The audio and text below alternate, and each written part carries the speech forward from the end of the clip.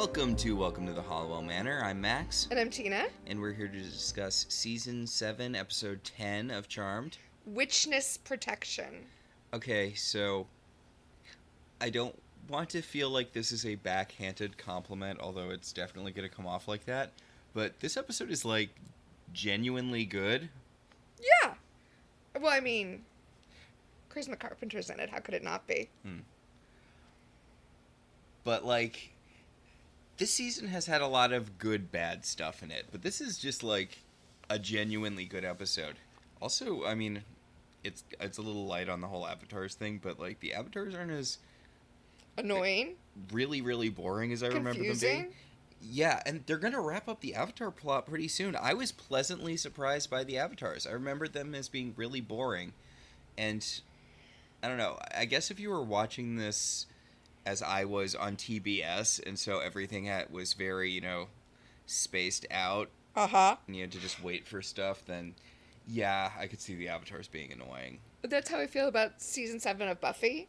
It's like there's so many episodes at the front end of that season where it's just like Buffy getting her ass kicked over and over and over again. And if I was watching that week to week, I'd be like, oh my god. But, watching it, marathoning the season in one afternoon, it's not as bad. When you sent me that meme of the people who would have stood up for Buffy when she gets kicked out of her house, I'm like, I didn't say it because I know you love her, but I don't think Cordelia would have stood up for her at all. Cordelia absolutely would have stood up for her. Cordelia This has been my stance forever. Cordelia would have been like, hey, free house. Okay, no, because here's the thing. Cordelia speaks the truth. So she wouldn't have stood up for Buffy so much as she would have just called out, hey, this is bullshit, because that's what Cordelia does. But she deserves it because of all the goddamn speeches. I mean, she might say something like that.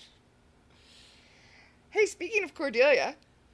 Yes, this episode of Buffy, we're going back to a character that was, like, a thing for 2 episodes and then just kind of got dropped, the Seer, but not that the Seer, and also not the Crone, who was a Seer, but not the Seer, and also not Naked Table Lady, who I think was the Oracle. Yeah, she was the Oracle.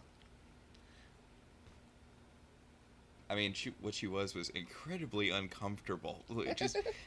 Her entire role was being in a bikini, lying on a glass table, holding a crystal globe. Like, that had to be the least comfortable thing anyone has ever done. I mean, they didn't give this Seer that much wardrobe either, but I still think... Yeah, I mean... She's worn worse stuff on other shows. Oh my god, yeah. The terrible outfit that they put her in Angel when she gives birth to Jasmine, and because of the way they have that storyline structured, that one day lasts for 4 episodes, and just to wear that terrible outfit for 4 episodes. Also the chainmail bikini. Yeah, there's a lot of stuff. Yeah. We're not going to get into that. So, in this episode, this very good episode of Charmed starts with Piper trying to do her real-life shtick.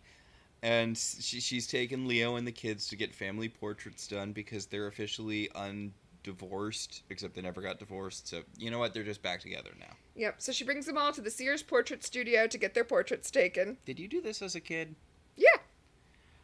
I know my family has some, professional pictures of us together, but I don't ever remember, all of us going to a specific place for it. I think it was mostly on cruises.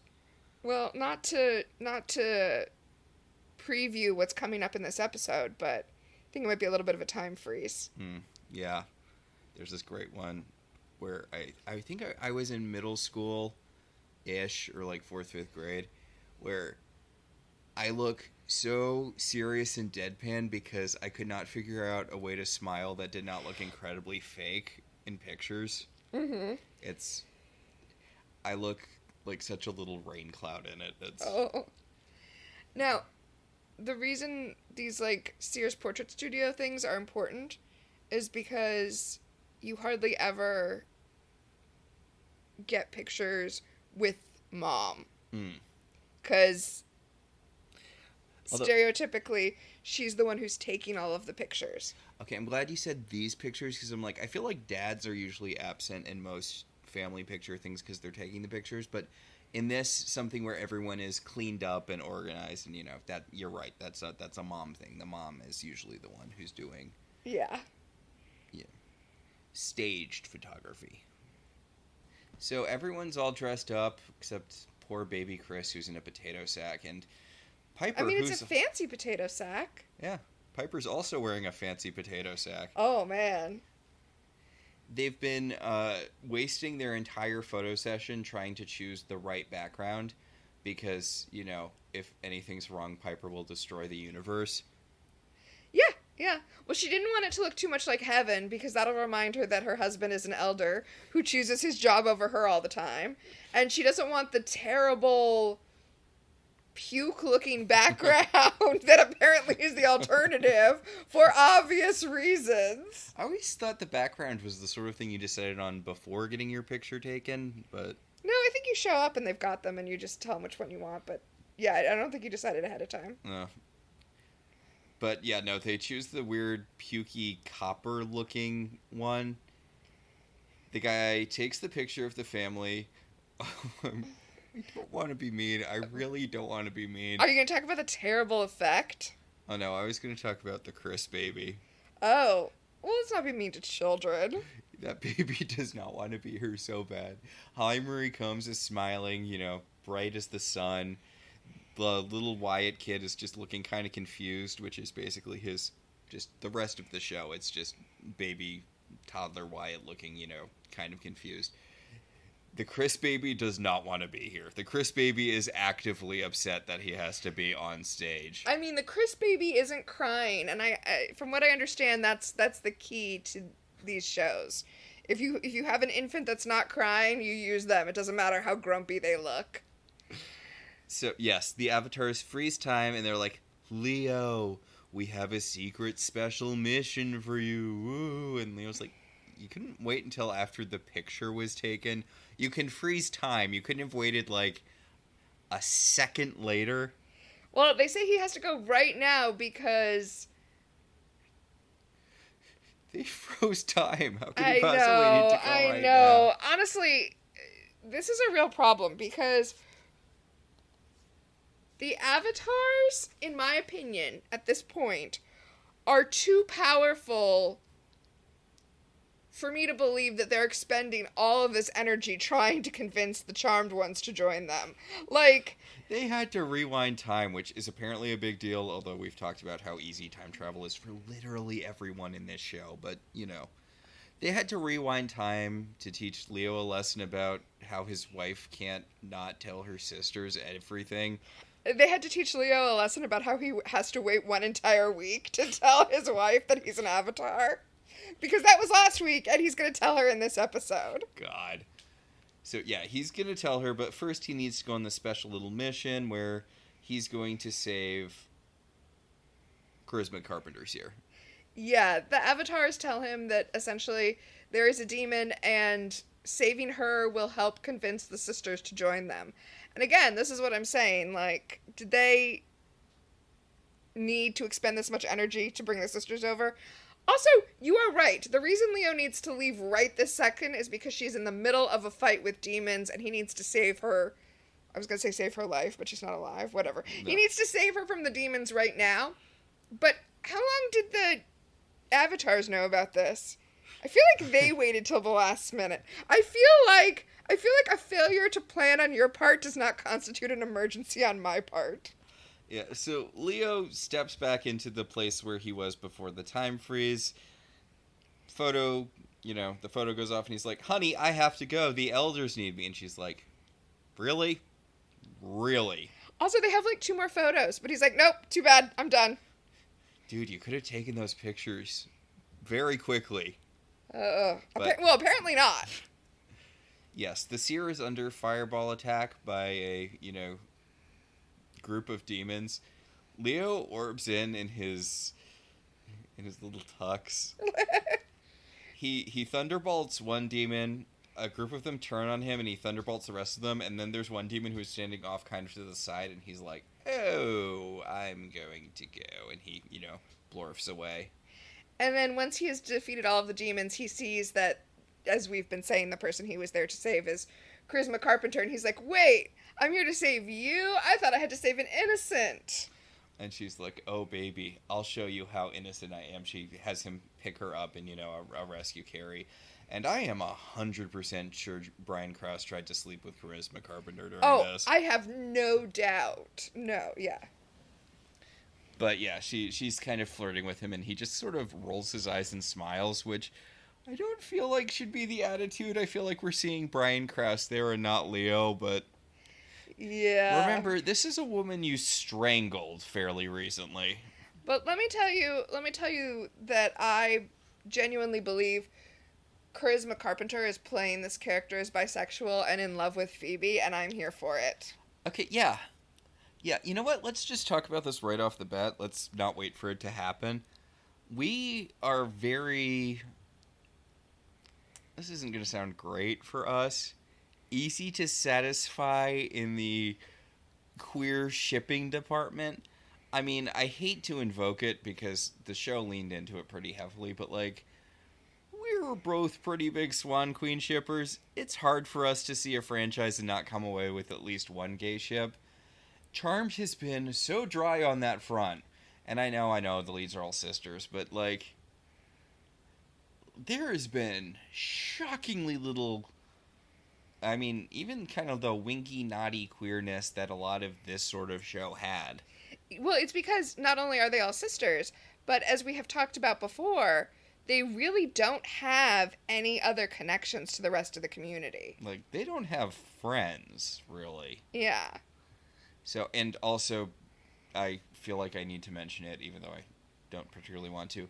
I know having a show where the main characters are siblings that don't interact with anyone doesn't mean anything when it comes to queer shipping.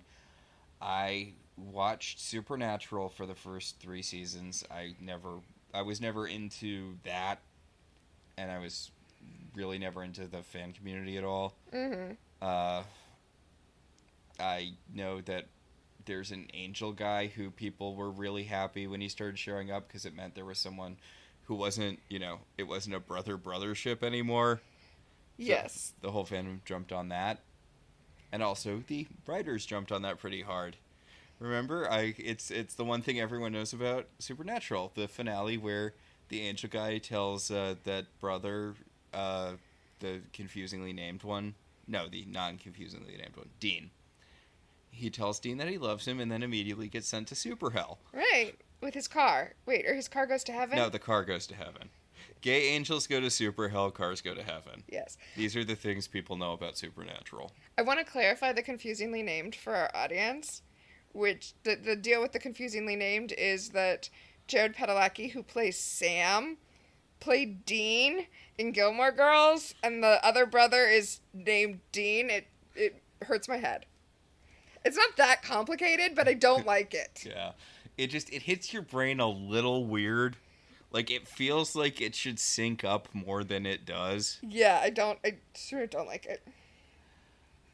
But, yeah, almost no opening shots of San Francisco. We are chocked to the brim with plot. Yeah. Wow, Charisma Carpenter works out. I feel like she just drank no water this entire week because she knew what her wardrobe was. Yeah. Yeah, she's wearing a black bra and, like, black pants. And a cape. And a cape. You know what? It's a cute look, honestly.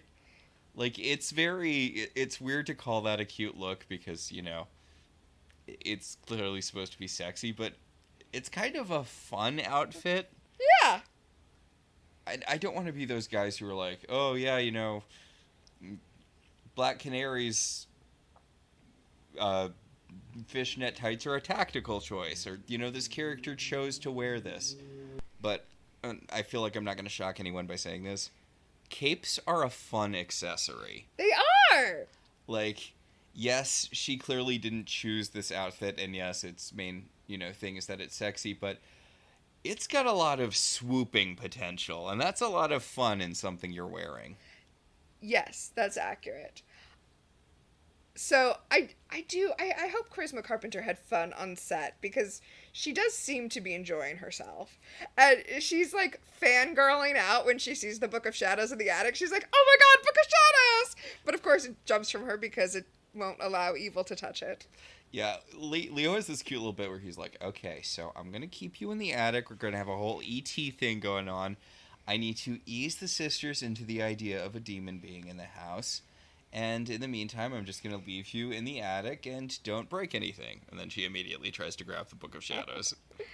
All right, so downstairs, Piper is being as passive-aggressive as she can possibly be because she is making a souffle. Like, why would you make a souffle? Something that cannot stand loud noises in the manor.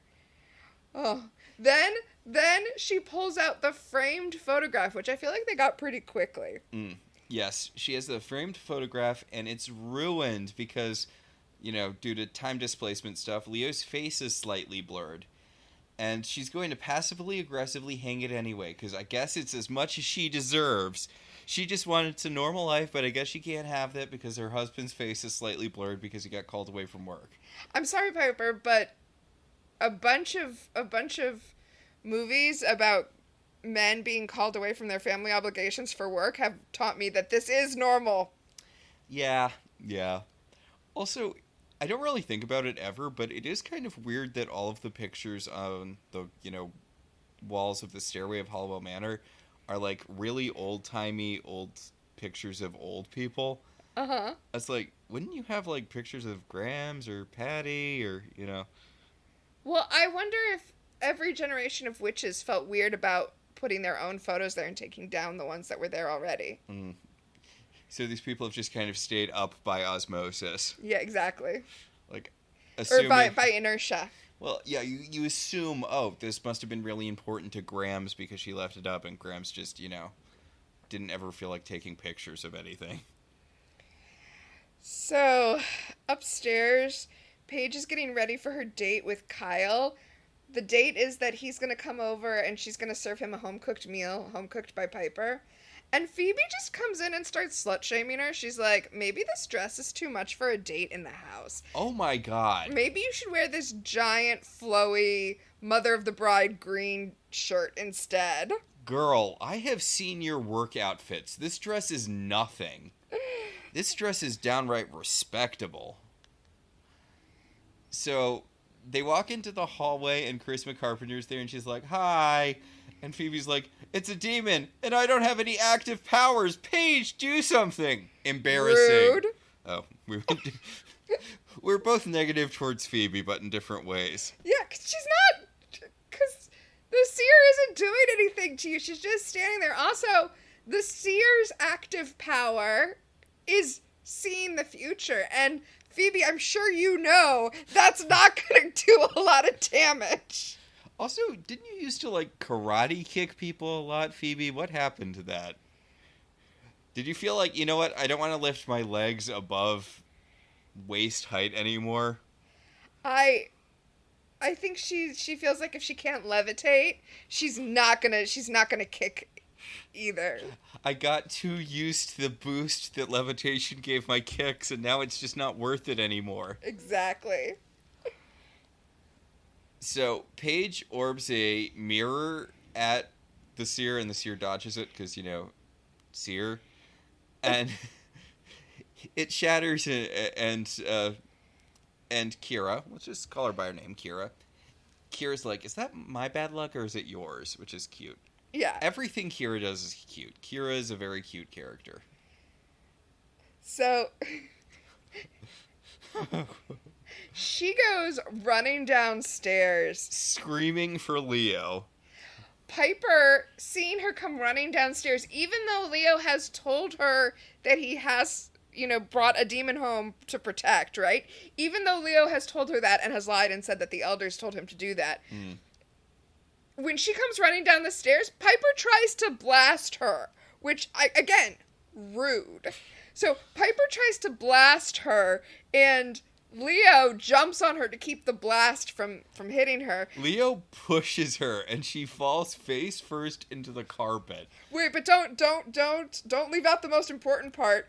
the blast hits the family photo that she just hung up. Wah, wah. Yes, I think I believe I wrote down in my notes, I know writers who use subtlety. They're all cowards.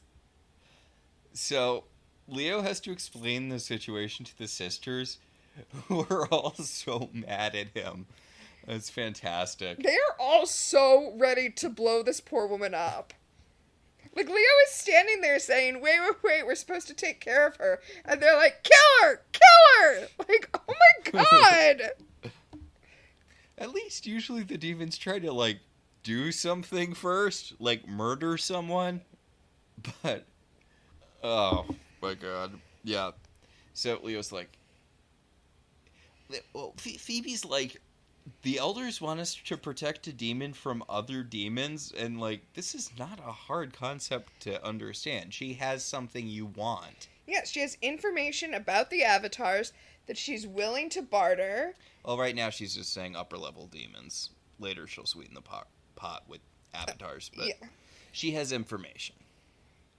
But Kyle's here, so everyone has to be cool. Kira runs up the stairs, and she turns to the patient, and she's like, don't worry, the date's gonna go great. And later, it's gonna go even greater. Into your vagina with his penis.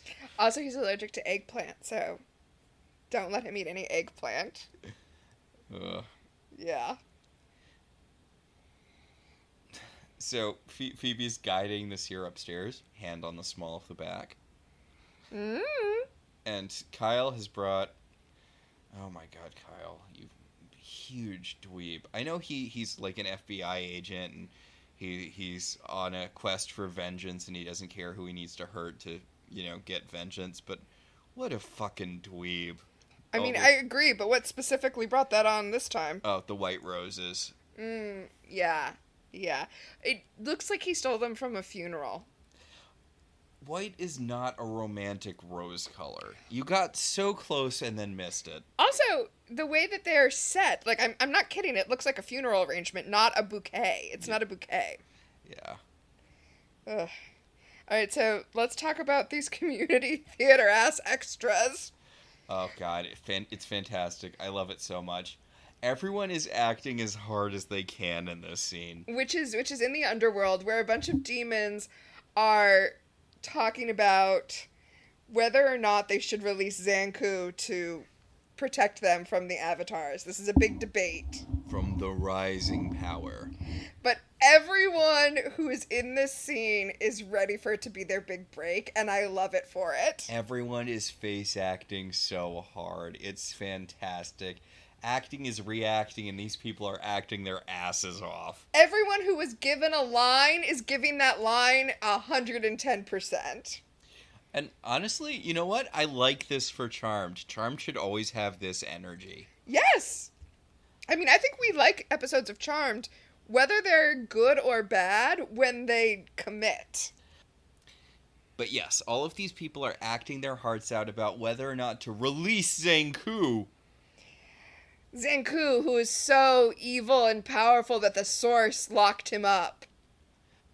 How anyone gets anything done in the underworld. The guy who's leading the speech, like, someone in the crowd disagrees with him, fireballs him, and then just takes a spot on the podium, which, dude, I know you just fireballed him, but, like, look at what happened to the last guy who was talking at that podium. Right. And he's like, who here is afraid to face the Charmed ones, because they're gonna go after the Seer to find out what they should do. Uh-huh. And it's like, you should all be afraid of the Charmed ones. They've killed the Source multiple times. They've killed all of the previous upper-level demons, and I'm not getting the impression that you guys are the upper-level demons here. Right? Yeah, demons aren't known for forward thinking on this kind of thing. Yeah. Okay, I have to talk about something really important now in the next scene. All right. Okay, Paige and Kyle are having their dinner date, and Paige brings him the eggplant, and he's like, oh, I'm allergic to eggplant, but don't worry, I'm totally stuffed. What course was the eggplant? It's dessert eggplant. That's what I wrote in my notes. Yeah. Is this a dessert eggplant? And for dessert, candied eggplant. Oh, God. Eggplant ice cream with eggplant whip. Ew. And eggplant meringue. Okay, now I'm done. Alright, so Paige is like, hey, let's confess things to each other. I confess that Piper made this meal, not me. And he's like, really? The professional chef who's your sister cooked this meal? And she's like, do you have any big dark secrets you want to tell me? And he's like, off of my sister cooked for me confession, yeah, no, I'm good. He leans in to kiss her, and Phoebe runs downstairs, and as she runs past the kitchen, she goes, don't mind me. And I'm like, you could have just said nothing, Phoebe. They wouldn't have seen you. They're making out. Yeah, they run upstairs for the, Sex. Yes, for the sex that Kira previously mentioned. And Daryl's at the door. Okay. Daryl is there to tell Phoebe that the whole thing with Agent Sheridan is a lie. Like, Inspector Sheridan. Inspector Sheridan. That Kyle said that she went off for some secret mission, but he can't find any record of that. Well, Daryl, maybe it's because you don't have clearance. Also, well, Inspector Sheridan is a local cop. Like, yeah, but if she went off on a secret mission... Oh, yeah, Also, like, you saw him trank her, right? Like... Yeah, also, why are you all so surprised? Like, he tranked her and then he carried her off and told you that you didn't have to worry about her anymore. Like, I think... I mean, a generous read of that is that he killed her. Wait, is that a generous read? I think that's just the most likely outcome in that situation. Like, a generous read is, we arranged for her to have another job somewhere else that you can't find her at anymore. It's like, grow up, Phoebe. What do you think happened to her? Like, I would have really assumed he killed her after that. Okay, I am jumping ahead here. Yeah? But I actually respect Paige in that at the end of the episode, he tells her what happened. Kyle tells her what he did. And so that when the sisters tell her, reveal it to her, she's like, yeah, I know. Kyle already told me. And it's not a big deal because we all saw him trank her and drag her out. Yeah. Like, he put her in a coma. That's the thing. She's in a medically induced coma. Okay, I'm jumping ahead again. How did he put her in a coma? He medically induced it using FBI drugs. I don't know, but apparently it's not a big deal and he can take her out whenever he wants. What doctor went along with this? FBI doctor. Oh no, he's CIA. I was gonna say one of the doctors from American Dad that's voiced by like one of the producers. Okay. Yeah, no, I guess the FBI can just put people into comas now. Sure, why not? So Daryl's like, yeah, Inspector Sheridan's been missing, and I want you to try to, like, use your magic to help me find her. And Phoebe's like, I thought you didn't want us using our magic to help you anymore. And he's like, no, I don't want to sacrifice my life to help you anymore. Oh, you're so much more generous to Daryl than I was when I was watching this scene. Because I'm like, oh, you don't want to be involved with us or do magic unless it's hard. Oh, is investigating hard? Do you want us to just use magic? I mean, it's hard to get into it because of the whole aforementioned, I'm pretty sure he was here for the tranking thing, but like, being like, hey, can you find the lady that your sister's new boyfriend tranked and then dragged off would be a natural thing to ask them. I guess, but I don't know. I feel like he took a hard line against magic until it was the tiniest bit inconvenient for him to do actual detective work. It is true. He is explicitly asking Phoebe to try to use her premonitions to help him. Oh my god. Daryl must be hard up. Oh, that's funny. I didn't actually take that as him. Obviously, you're right. He wanted her to try to get a premonition. I was assuming he just wanted them to scry, because that would be the most logical thing to do. Oh yeah, that would be the most logical thing to do. But yeah, he found... all of her apartment has been scrubbed except for one pen that rolled behind, I don't know, the refrigerator or something. I think it would have been funny if he had to bring the refrigerator. But you're right. That's funny. Yeah, he gave that to Phoebe so that she could get a premonition. I was thinking he gave that to Phoebe so she could use it to scry. Which, again, I feel like would have made more sense, but, yeah. I mean, knowing Phoebe, I guess if you're generous and you assume Phoebe's good at her powers, then yeah, that would be the thing to do, but... So, upstairs, Piper and Leo have set up a crystal cage around Kira, who's telling Piper... Who is lounging on a couch. Yeah, she's lounging on a couch, describing all of the sweet stuff she wants in exchange for the information she's got on all of the upper-level demons. Including one of those squished-faced dogs. A Sharpay. And a lap pool. And Piper's like, I have been working for good magic for, like, the better part of a decade at this point, and if I didn't get any of this shit and they give it to you, I'm gonna freaking lose it. Kira's like, hey, it's not my fault that you don't know how to negotiate. So, she tells them that the most important thing that she wants is to become human. Yeah. After a little bit where Piper asks Leo about the kids, and Leo's like, they're at magic school, and she's, like, asking a bunch of questions about them, and he's like, why are you so worried? And she's like, because I'm a mom, and it's my job to be worried. And Charisma Carpenter's like, can we get back to me? It feels like you guys aren't great at holding focus. And, yeah, and she wants to be human. And Piper's like, why do you want to be human? And Kira says, she's like, the new honking rising power seems like it has something against demons, so it seems like it would be a good time to not be a demon anymore. Which is really good logic that no one buys for some reason. Well, here's the thing. They're thinking this is some kind of scam, right? And so? Like, even if it is a scam, you would be making a demon into a human. Isn't that good for you? Like worst case scenario, you're down one demon. Right? But yeah, and Kira points out when Piper's like, I'm not buying it. Kira's like, also, it sucks being a demon, right? Like, I don't have real emotions, and everyone is constantly trying to murder everyone else for no reason. She would rather serve in heaven than rule in hell. Well, I mean, given what we've seen to everyone who has or has tried to rule in hell thus far. Yeah, that's why. Yeah. So, speaking of, a bunch of demons come in to, kill her, and Leo is just lightning bolting left, right, and center.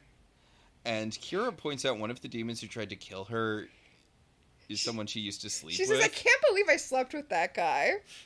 I really love Kira. Yeah. More demons blurp in, and Piper's like, okay, so I'm also incredibly powerful, so I don't know why I've been behind the couch the whole time. I'm gonna blow some dudes up. Oh, poor Kira got wounded by one of the blasts. And Kyle, hearing the commotion, comes into the attic, and he's got his shirt open, and it looks so silly. He looks like the cover of a romance novel. Like, that shirt is so billowy. It's a sex shirt. He wears it when he's going to have sex. He also brings his own fan.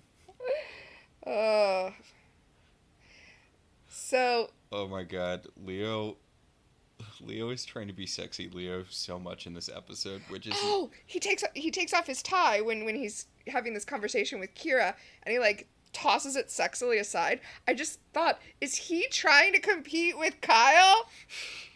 He's like, I need to get at least as naked as Kyle. I'm going to just undo these buttons real quick. Because at first I thought he was going to do, like, a tourniquet or something when he takes off the tie, but no, he just throws it. Because, of course, he can't heal Kira because she's evil.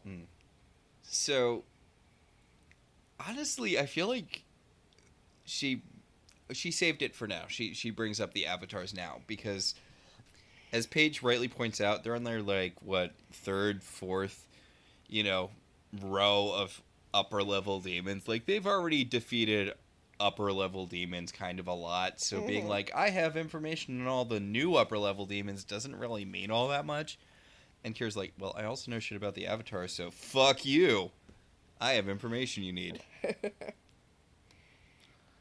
Kyle and his billowy shirt come up, yeah.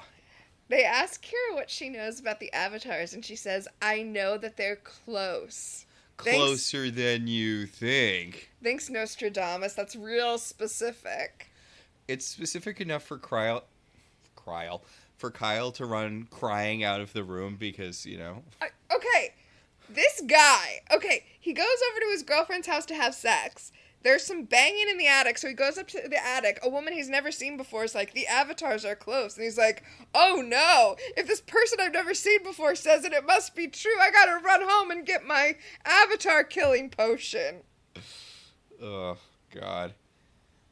So, Piper's like, look, okay, we actually do need information about the avatars. So, Leo, can you go talk to the elders, even though we think that they sent you? Can you see if... I guess... Well, no, they need him to go negotiate getting her turned into a human, because he doesn't know if the elders would be, down with that. And dude, you were like the savior of the elders after the whole Titans thingy. This should be something you should easily be able to pull. They're not really happy with him because he keeps killing elders. That's another reason they should listen to him, right? Oh, fair enough. But also, if it drains your collective every time you do this shit, why are you constantly freezing time? The avatars freeze time so that they can talk to Leo. You can just talk to Leo. Oh. Like, you guys can be invisible. They tell Leo about how the seer essentially sent her message to the elders. They intercepted it, and so she thinks that the elders sent Leo as well. She doesn't know that the avatar sent her either. But she can get to the sisters and convince them of the purity of the avatar's message in a way no one else can. Because she's gonna be special hand-holding friends with Phoebe. Okay, I know this is true. I know this is in fact what happens. But they tried to blow her up the second they saw her. Why do you think she's gonna convince them to accept the avatars? So we have a little scene in the underworld, which, they're arguing about whether or not to bring back Zanku. Spoiler alert, they do. But, this whole scene is basically just to establish this one guy's a shapeshifter. Because he's like, I don't think we should do it. And someone else is like, why should we listen to you? You don't have any real power. You're just a shapeshifter. Because we're going to need to know that this guy's a shapeshifter for later. So, after we've established that shapeshifters are there, we go back to the attic where Kira is looking through an old photo album, an old family photo album, and talking to Phoebe, who walks in, about how great family is and how great being a human is. And Phoebe's just touching her hand and rubbing her hand. She's trying to get a premonition, but she's getting pretty close in there trying to get a premonition. Okay, yes, she is trying to get a premonition off Kira, but they play the empathy bells. And I'm like, was there a crossed wire there? Because I feel like this is the first and possibly only hint that Phoebe might have her empathy back. Except it doesn't factor into anything at all, and they both relate of her having premonitions. So, I guess maybe it was crossed wires, and it might not exactly be the empathy bells. They're doing a bells thing, and it sounds like the empathy bells to me, but it's also been a while since we've heard them. Yeah. But yeah, she's trying to scan Kira, and Kira's like, I'm actually a good seer, so I know what you're doing, and you can stop it. And Phoebe's like, are those my earrings? She's like, yeah, I thought they looked cute. She's like, oh, I remember when I had to touch people to get a vision. And she also says, hey, since you're not getting any premonitions off me, can you move a little to the right and get that knot out of my shoulder? Like, they're really cute together. Yeah, it's weird because Kira's definitely flirting with Phoebe, and at first Phoebe's kind of not picking up on it, but then she sort of gets into this... I think she's almost a little flustered by it. Yeah, and honestly, it's such a cute dynamic because Kira's kind of lightly teasing Phoebe a lot, where she's talking, because she's not rubbing Phoebe's face in it, but there's a lot of things that she's saying about kind of establishing herself as a better seer than Phoebe. But, it's very playful, and Phoebe kind of plays into it. I don't know, It was an interesting choice, and I really love the way these two are playing off each other. Mm-hmm. Well, and they do both explicitly say in this episode that they like each other. Like they don't go as far as we would want them to go, but they do say that they are enjoying each other's company. They would rather the other person be alive than dead. Phoebe talks about the two of them having a connection, and Kira kind of expands on the things she mentioned to Piper about how being a demon, sucks. She talks about how, like, there's sort of just this emptiness. You don't have real emotions. You just have sort of wants. Uh-huh. And she's had a vision of the future where she's seen more than that. And now the thing that she wants is to be human so she can experience it. Honestly, Charisma Carpenter is doing I think this is a solid script, but Charisma Carpenter is really carrying the material too. Like, this is a good script, but she's doing such a great job with it. I feel like Charisma Carpenter brought an energy back to the show that has been gone for several episodes. And that made this episode really enjoyable for me. Phoebe tells her, she's like, look, if you want to prove your good intentions, I've got a pen. I want to find the woman it belongs to. Show me what you got. And Kira knows it's Inspector Sheridan because she's a psychic. She's a seer. And then, hey, look, it's that scene from last week. Or 2 weeks ago, or I think maybe a few weeks ago.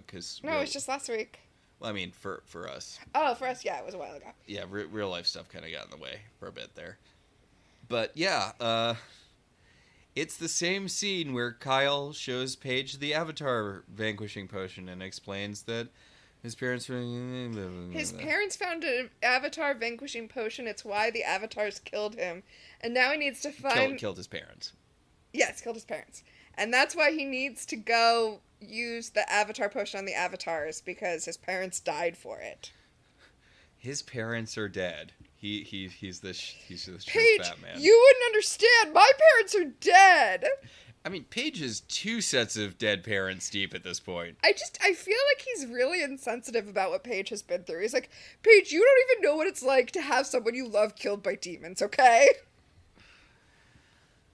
He tells her, like, he's not proud of the things he's done to get to this point, but, if he can get even a little bit of revenge, it'll be worth it. And she's like, ooh, that makes me want to make out with you. Yeah, they do start making out. They're gonna have sex later, and this off-screen sex, whatever, is when he's gonna tell her what he did to Inspector Sheridan. So, Leo's talking to Q, the Q Elder, John Delancey. He's like, so, in exchange for information about all the upper-level demons, all we need to do is make her human.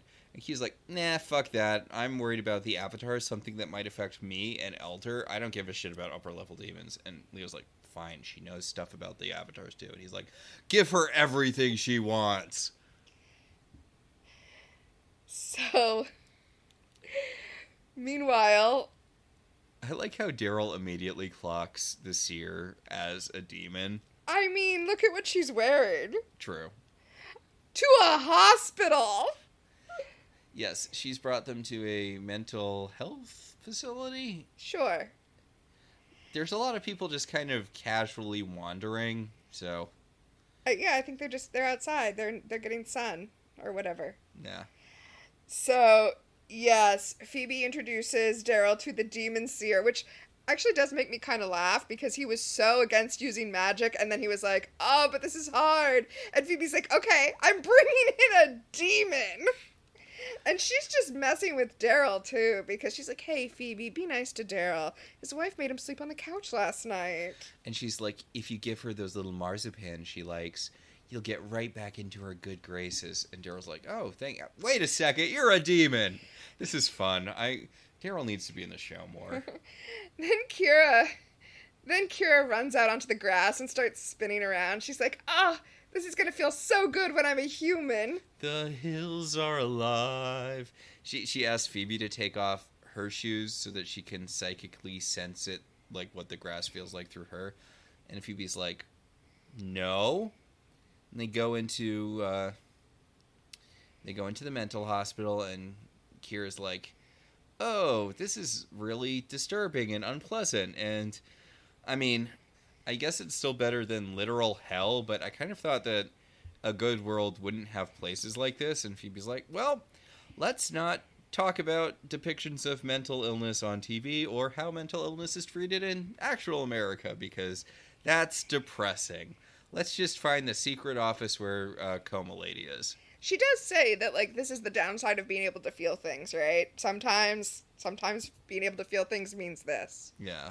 But no, you said secret office? What is going on? Because they go into a random office, well, the one that Kira tells them to go into, and then through the office there's a hospital room. What is the layout of this, where you have to walk through an office to get to, oh, I guess maybe that's the secret FBI office. Yeah, it's the secret FBI place where they store coma people that they've comaed. Okay, but if they were gonna, like, secretly coma, oh, I guess you want her to be in a hospital because it's where all the monitoring stuff is so you don't accidentally kill her.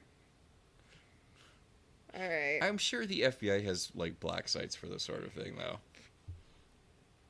But anyway, Daryl determines that she's in a coma, but she's okay by taking her temperature with the back of his hand, which is not an accurate way to take someone's temperature, but you know what?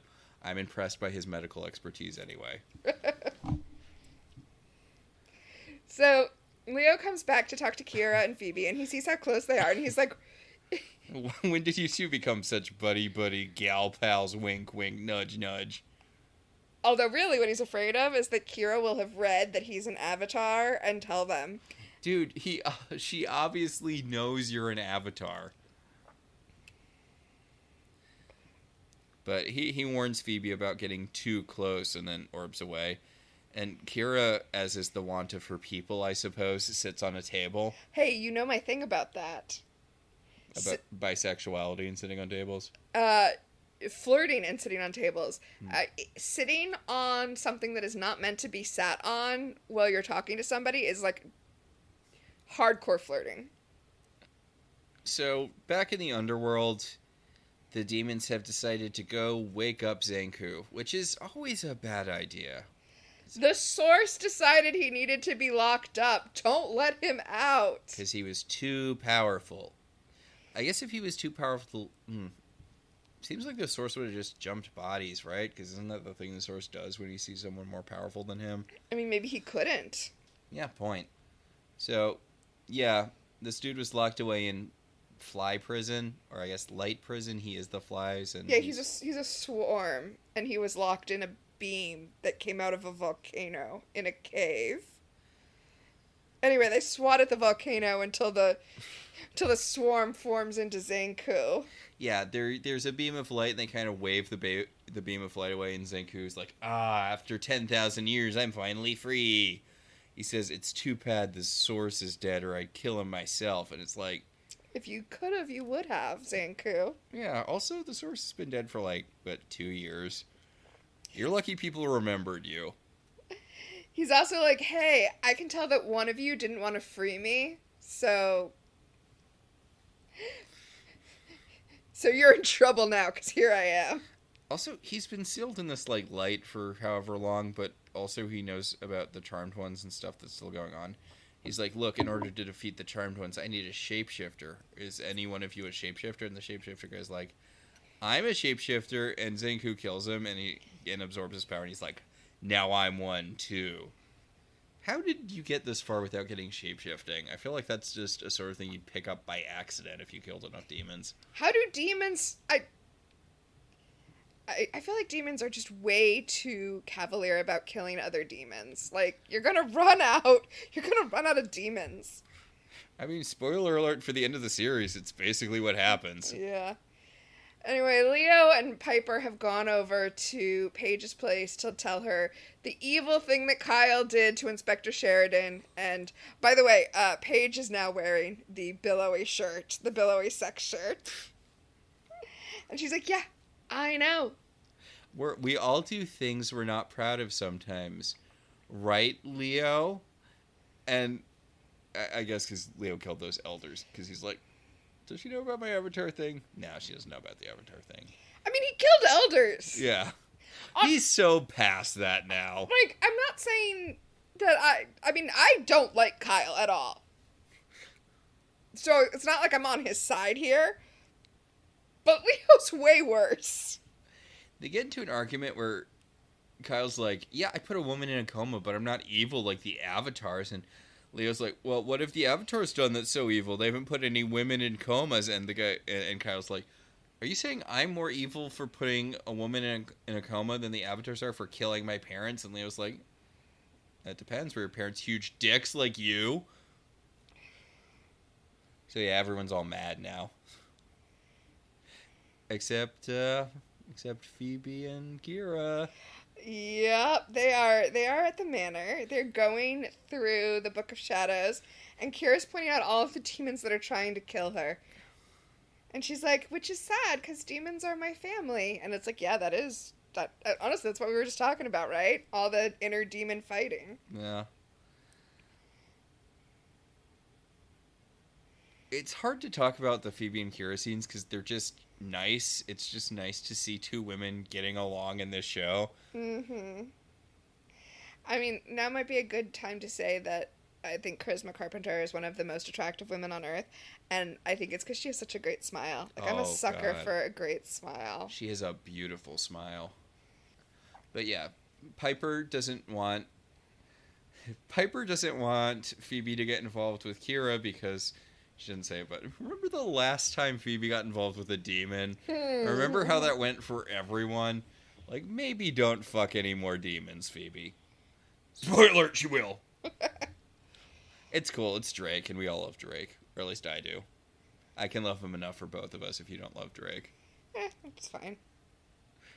I love that he's supposed to be being sexy to Phoebe, and they make him do, like, a lounge singer thing. Which, like, yeah, writers, that was something your moms thought was hot.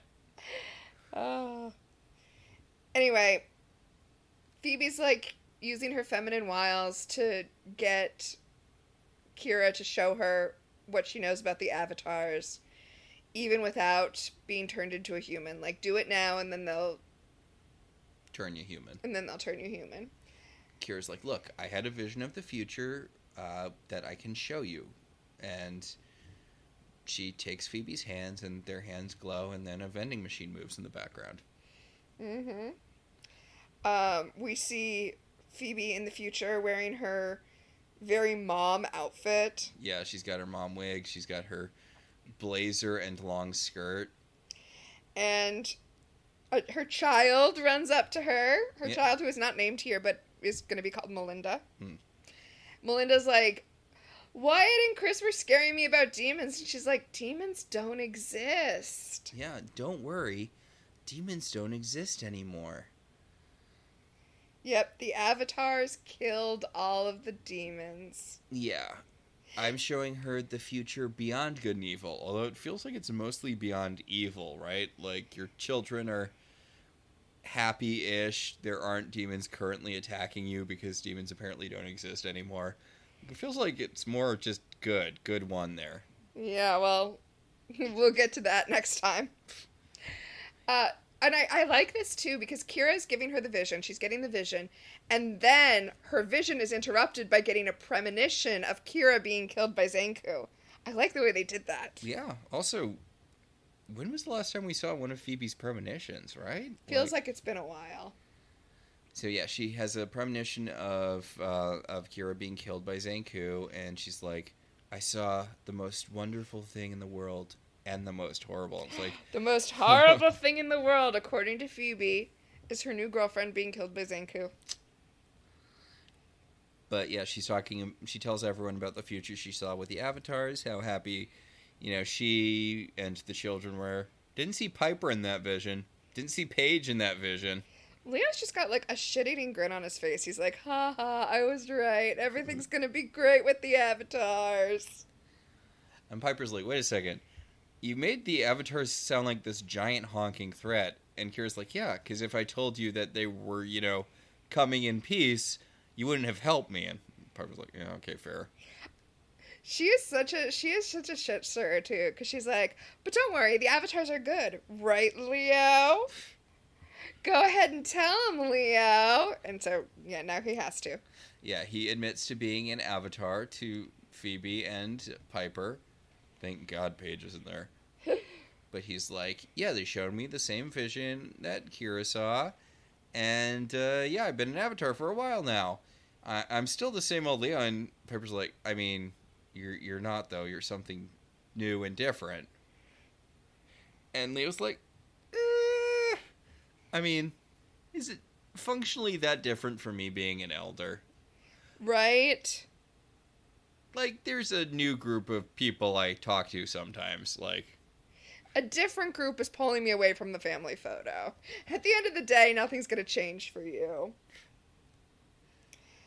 Piper's just really mad, not about the fact that he's an avatar, but about the lying.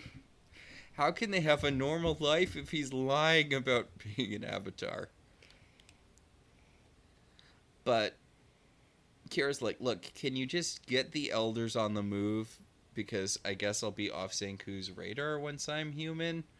Which feels optimistic to me, but... I mean, maybe he can't trace her if she doesn't have any magic. I guess. It's just, I feel like we see demons kill humans a lot on this show, so... Yeah, but just random humans. Like, are they able to track them down? So, Leo orbs Phoebe to the Q Elder, Odin. So that she can show him the vision, so that he'll believe her that the avatars are a good thing. Is that something she can do now? Like... Is this an evolution of her premonition powers? Because honestly, that would be a pretty cool evolution of her premonition powers. I don't know if it's a thing she can do or if she can do it because he's an elder. But yeah, they touch hands and they do the same glowy thing, except it's way less sexy this time. And Q is like, wait, the avatars are good? They're going to get rid of demons? And it's like, hey, guess what? There were no elders in that vision either. He's like, hey, I am the embodiment of good. I definitely want a world beyond good and evil where the one thing we know is that everything that's the embodiment of evil is gone. Also, the thing that I know it's the sentence about there not being demons anymore, which, you know, Phoebe, adult future Phoebe could be lying out of her ass right now. But also, like... It's just funny that the thing that convinces him is a conversation Phoebe had with her nephews and daughter. Yeah. I think it's interesting that the seer, when she was getting a vision of the avatars, got a vision of Phoebe. Just throwing that out there. Yeah. So... Piper immediately tells Paige what the situation is, you know. Paige has come home to pick up some clothes. Yeah. Because she's going to stay with Kyle since they're all being so mean to him. Look, I'm normally on Paige's side, but she's just being ridiculous right now. Yeah. Yeah. She's got new boyfriend-itis. Ugh, for real. But yeah, she's like, I don't care what Phoebe saw in her dumbass vision. I'm going to be with Kyle and I'm going to help him kill the avatars because we just had sex and it was awesome. Alright, I've got some terrible news. I'm pretty sure that when Kira was touching Phoebe, she accidentally absorbed some of her terrible fashion taste. Okay, yeah, she's wearing this, like, pink floral print dress, which I get the with whole... just ruffles? Too many ruffles. I get that they're trying to contrast it with her, you know, evil demon look, but this does not... Charisma Carpenter is a beautiful, beautiful woman, and this just does not look good on her. They could have put a really pretty floral sundress on her, and it would have been good. It's this dress doesn't know what it wants to be. It doesn't know if it wants to be a cocktail dress or a sundress, and it's a mess. Also, the pink kind of clashes with her skin tone. She's kind of... It really does. Like, she's in autumn, and this is definitely spring? Yeah. But, yeah... Piper comes in and lies out of her ass telling her, oh, you look so nice. And she's like, thanks, I never get the chance to wear beautiful clothes like this in the underworld. Phoebe comes up and is like, hey, Piper, go downstairs and talk to Leo. And then she gets all creepy around Kira. She says, I'm more of I like the pink, but I'm more of a black guy myself. And she's like, what? And he's like, because it's good for funerals. Also, I'm Zanku. And she's like, oh, shit. Yep. Phoebe is actually Zanku doing the shape-shifting power. And, yeah, he fucking kills Kira. Like, just, that's it. Kira's gone now. Leo and Phoebe orb in with the potion to turn her human, but it's too late. And, yeah. Yeah, Kira's dead. She's blown up, and the only thing left are the earrings she borrowed from Phoebe, which Piper... It's a weird thing. I don't think it's supposed to come off as disrespectful, but Piper walks through her ashes to get the earrings and hand them back to Phoebe. And this is a really great bit of acting from Higher Murray Combs, just because of how like tired and low key it is. She looks up at Leo and Phoebe and she says, "We can't keep doing this." Yeah, she says she wants to talk to the avatars. And Leo calls for them. And Piper is ready to hear their sales pitch. End of episode. Yeah, and this was genuinely good. I mean, Paige doesn't come out of it looking great, but... I know, and she's usually my favorite, but oof. Yeah. Oof. So, yeah, this was a really good episode. Should we get into our segments? Yes, much like the Charmed ones, we have our own power of 3. The first power in our pack is Premonition, who in this episode is, was, or will become famous. I feel like we talked about Charisma Carpenter a lot, and she's been on the show before, so she shouldn't count. Oh, yeah, she doesn't count. But Zanku is someone you might recognize. It's Oded Fair, who's... I'm sorry if I mispronounced your name. Probably should have looked it up. But you might recognize... I like how you said that, like he might be listening to us. I mean, you never know.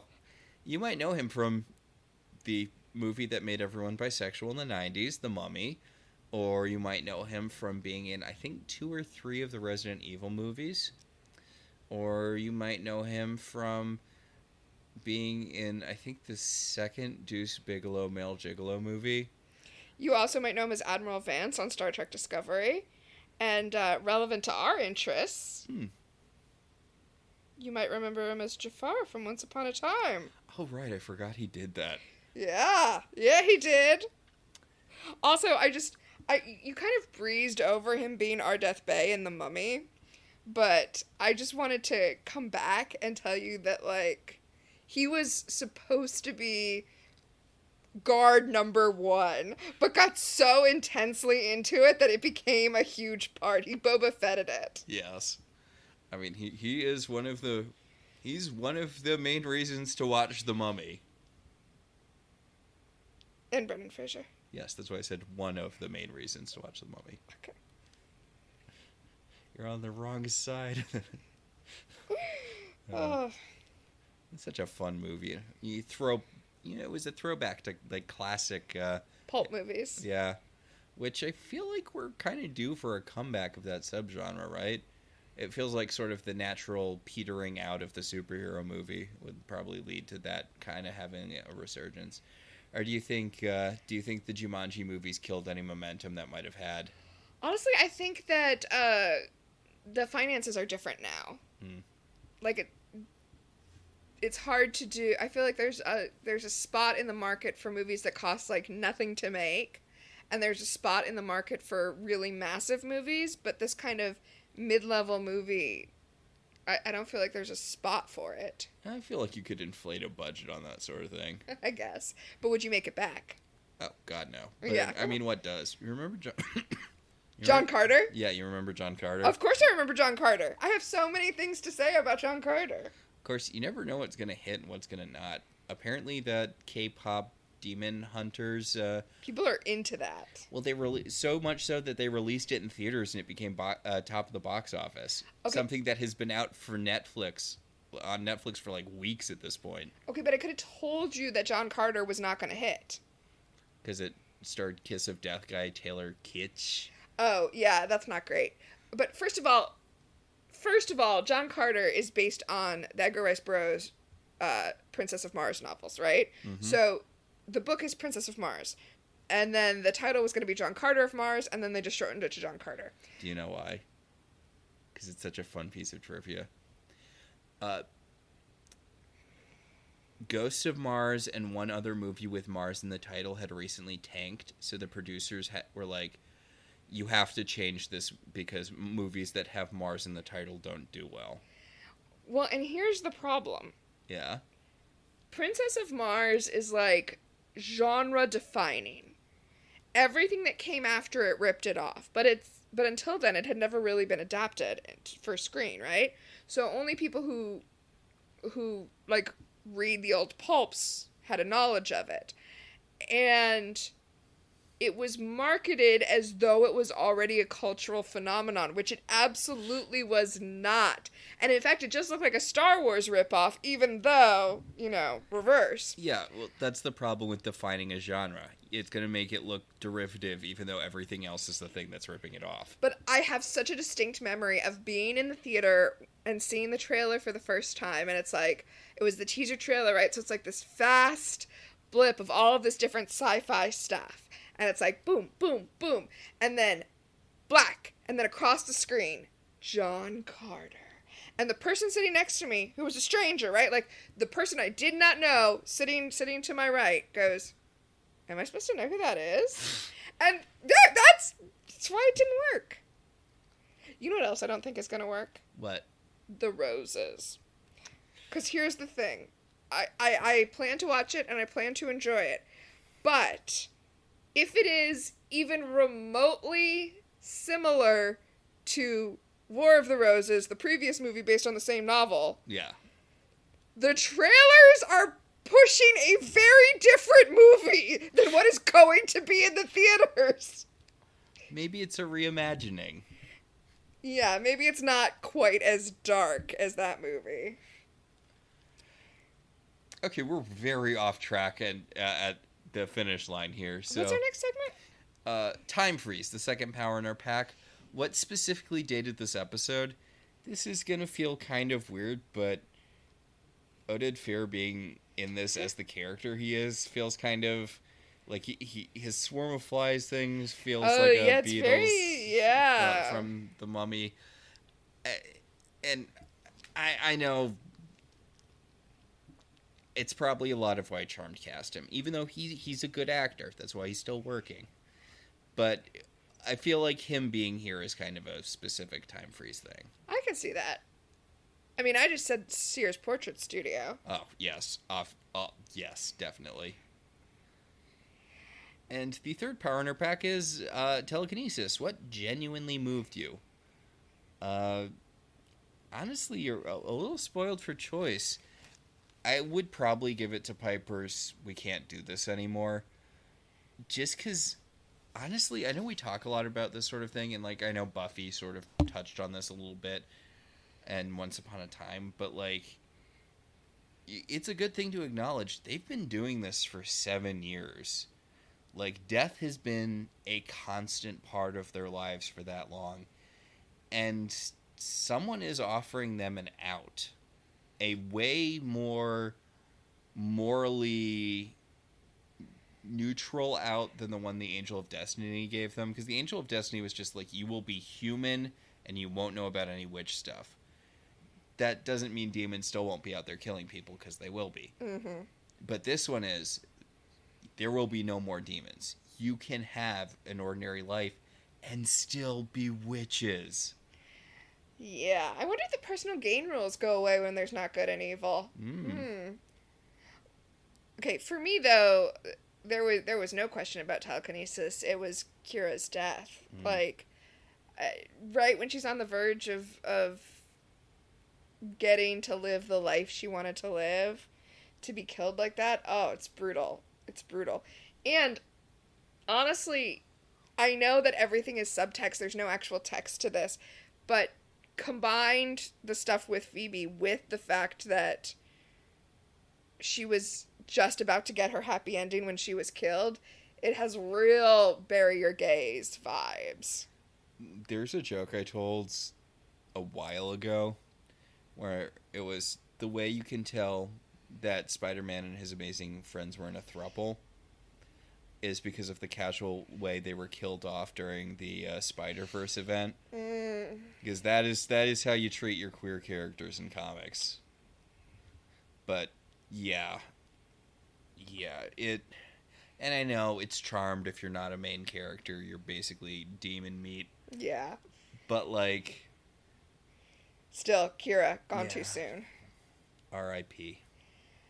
Honestly, I really do hope Charisma Carpenter is living her best life right now. Also, I know I can't harp on this because charmed, but you know Leo could just pop into hell and get her back, right? Like, I mean, maybe she's in super hell. Phoebe teleported into super hell to taunt Cole. It can't be that hard. All right. But yeah, we can just assume that she's moved on to whatever Great Beyond is after super hell. All right. Next time we're going to be talking about the episode Ordinary Witches, and the Peacock description is Piper tries to switch powers with Phoebe so that she can see Phoebe's vision for herself. I thought Phoebe could, like, share her visions now. Is that not the implication of what happened with... That's what I'm saying, he was an elder. I guess. So I guess that answers your question. Also, like, Phoebe can't, like, rewind on premonitions or whatever, so how would switching their power... Okay, no, she can. Well, she used to be able to. Yeah, Okay, so they hardly ever show it. Yes. But my assumption is always that she can, like, revisit them in great detail. It's not a one and done. So anything that we see, she has eidetic recall of and can go back and re-examine. Yeah, we saw that in the John Cho Ghost episode. That is what I'm thinking of. That's true. Also in the novels, yes, which I have been reading a lot of. They are usually pretty liberal with how their powers work in the novels, though. That is also true. I remember reading one where they all had energy ball powers for some reason, and I'm like, why would you write them as all having energy? Don't they give you like a package telling you what all the, you know? The one that I just did, Garden of Evil, is weird because beat for beat, it's a dark Disney's Beauty and the Beast. The show already did a Beauty and the Beast, and the one with the half Manicore baby. No, this is like beat for beat. Like he literally, when he has Paige imprisoned, like he literally brings her books. That's the thing that starts to break her resistance. Oh my god. And then he brings her like a really fancy ball gown and they do the dance. They do the Tale as Old as Time dance. Oh my god. Like it's beat for beat. Lazy. No. It's definitely an intentional choice. That doesn't mean it's not lazy. I mean, don't get me wrong, I love me a stock plot. But like you're writing a tie-in book and you're like, I'm just gonna do Beauty and the Beast. But it's like dark Beauty and the Beast because she's a demon who's kidnapped her. Oh. Yeah. That's a Tuesday for a charmed one. Yeah, that's fair. Or a Sunday, I guess. All right, so I think that'll about do it. I think that will do it. Do you know my phone? Our show is partially listener supported. If you want to be one of those supporters, head over to our website, www.welcometotelevision.net, and click on our Patreon link. We'd like to thank our current $5 and above patrons, Beryl, Patricia, Rosa, Alex, Becca, Carolyn, Cassidy, Daniel, Alicia, Hoops, Javier, Jen, Maricruz, Randall, and Twinflower. If you'd like to support the show in other ways, you could always rate and review us on Apple Podcasts. It helps other people find the show. If you want to talk about this episode, or any episode of any television show, you can email us at ilovetelevisionzines@gmail.com, or you can find us on Blue Sky at Welcome to TV. So until next time, I'm Max. And I'm Tina. And this has been Welcome to Halliwell Manor.